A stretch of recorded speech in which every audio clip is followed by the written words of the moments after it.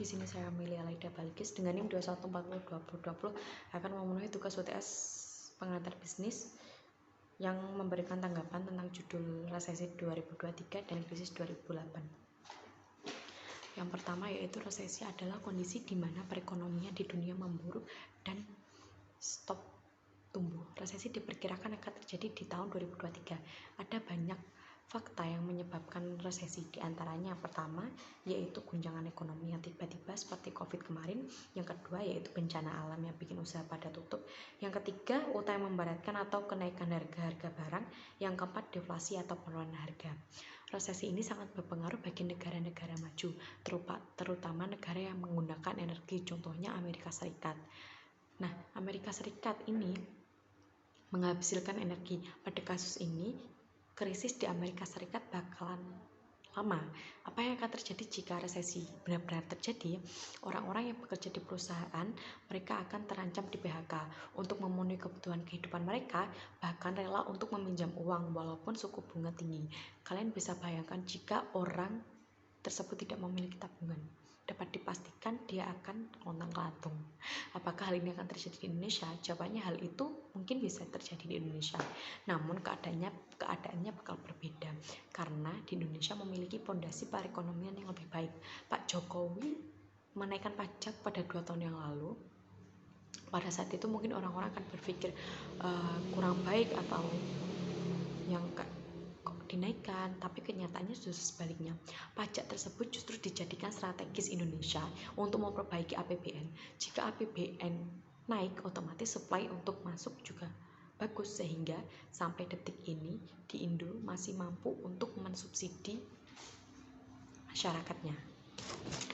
Terus selanjutnya yaitu negara tetangga tidak ada yang seperti Indonesia yang mampu mensubsidi masyarakatnya. Karena ini sudah direncanakan jauh-jauh hari, makanya subsidi masih bisa berjalan.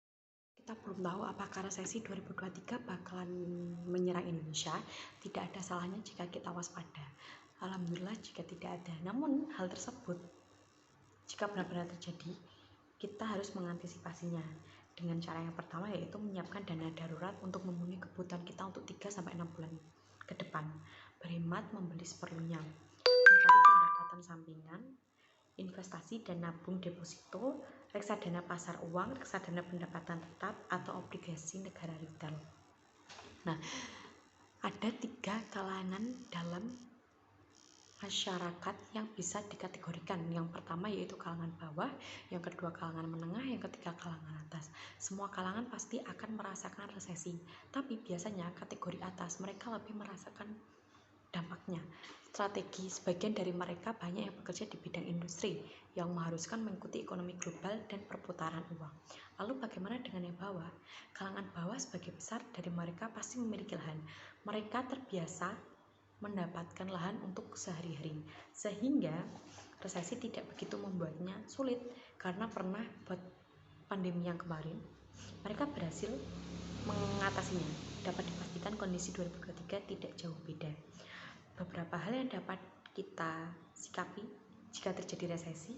Dari sekarang kita harus memasang mindset bahwa kita harus bisa menyisihkan uang atau investasi agar terjadi perputaran uang. Sebagai sarana anak muda, terutama pada generasi Z kita ini, sisihkan uang menjadi 3 kategori, yaitu yang pertama uang panas sebagai uang sehari-hari, yang kedua uang hangat sebagai uang berjaga-jaga, yang ketiga uang dingin, yaitu tabungan yang akan digunakan dalam tempo lama, misalnya 5-10 tahun ke depan. Baik, itu tadi tanggapan dari saya. Mohon maaf apabila ada salah kata. Sekian, wassalamualaikum warahmatullahi wabarakatuh.